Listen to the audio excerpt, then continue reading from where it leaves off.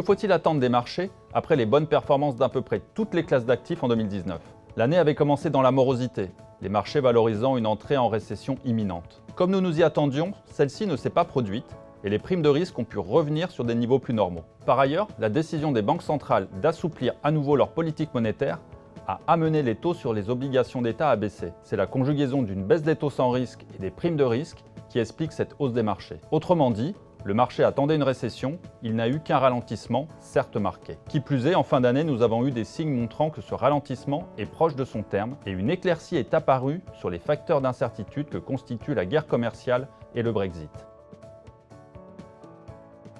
La conjoncture en 2020 est clé pour l'évolution des marchés sur l'année. Si, comme nous le pensons, la croissance se redresse progressivement, cela constitue un contexte favorable pour les actifs risqués. Concernant l'accord commercial entre la Chine et les États-Unis, celui-ci devrait avoir été signé courant janvier. S'il ne résout pas tous les différends entre les deux pays, il devrait permettre une trêve. Mais les objectifs d'augmentation des importations de produits américains par la Chine sont ambitieux. Comment réagira Donald Trump si le résultat n'est pas là? Néanmoins, il est peu probable que ce dernier jette de l'huile sur le feu d'ici les élections présidentielles de novembre prochain. Cette baisse d'incertitude devrait permettre à l'activité dans le secteur manufacturier de se reprendre progressivement, même si le secteur automobile reste soumis à des ajustements structurels. On observe d'ailleurs une tendance plus favorable sur le PMI global manufacturier, notamment grâce à la Chine.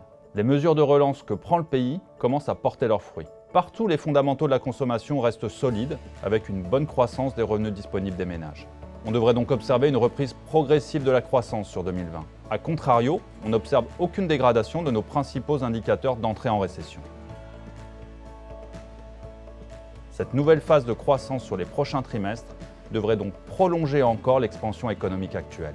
Mais pour combien de temps? La question se pose essentiellement aux États-Unis, qui est l'économie la plus avancée dans son cycle, avec un taux de chômage au plus bas depuis 50 ans. Une économie peut basculer en récession du fait d'une dégradation du policy mix, c'est-à-dire des politiques monétaires et budgétaires, du fait de blocages dans le marché du travail, du fait d'un ajustement brutal de l'investissement ou de chocs exogènes. Qu'en est-il aujourd'hui?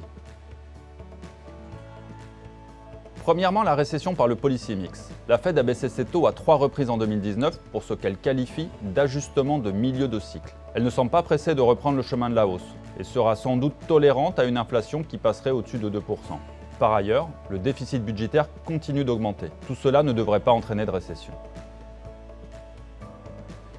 Deuxièmement, le marché de l'emploi qui se bloque. Le taux de chômage est au plus bas, mais comme le montre le cas du Japon, les marchés du travail disposent de réserves en attirant des gens éloignés du marché du travail. La poursuite de l'accélération des salaires pour les emplois les moins qualifiés est d'ailleurs de nature à ramener du monde dans l'emploi. Mais cette accélération des salaires ne risque-t-elle pas de peser sur les marges des entreprises et amener celles-ci à couper dans leurs investissements? Et c'est le troisième scénario. L'histoire montre que c'est rarement le cas. Les entreprises coupent leurs investissements en réaction aux récessions ou lorsque des excès sont apparus, ce qui n'est pas le cas aujourd'hui.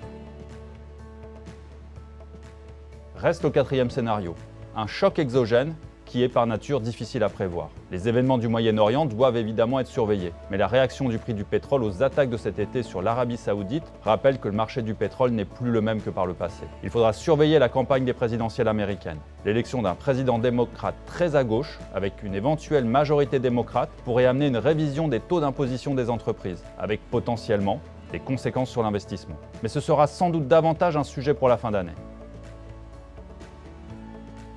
Le scénario le plus probable est donc celui d'une amélioration progressive de la croissance sur l'année 2020, même s'il faudra rester vigilant aux différents risques. Les actifs risqués ont déjà affiché de bonnes performances sur le dernier trimestre 2019 dans l'anticipation de ce scénario. Que faut-il attendre pour 2020? Évidemment, les performances des marchés actions ont peu de chances d'être aussi bonnes que l'année dernière, compte tenu du niveau actuel des valorisations.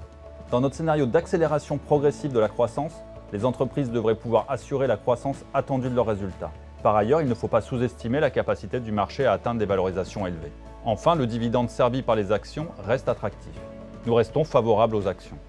Sur le crédit, l'année 2020 devrait être plus compliquée. Même si l'amélioration de la conjoncture est favorable, les spreads atteints sont déjà bas, limitant le potentiel de baisse supplémentaire. Nous sommes donc un peu plus prudents sur le crédit.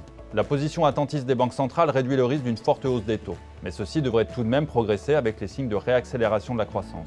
À moins que 2020 soit enfin l'année de l'accélération de l'inflation.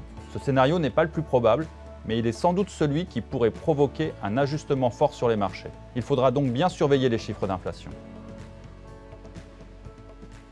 Pour résumer, le contexte reste favorable aux actions, mais des facteurs de risque incitent à une certaine flexibilité durant l'année.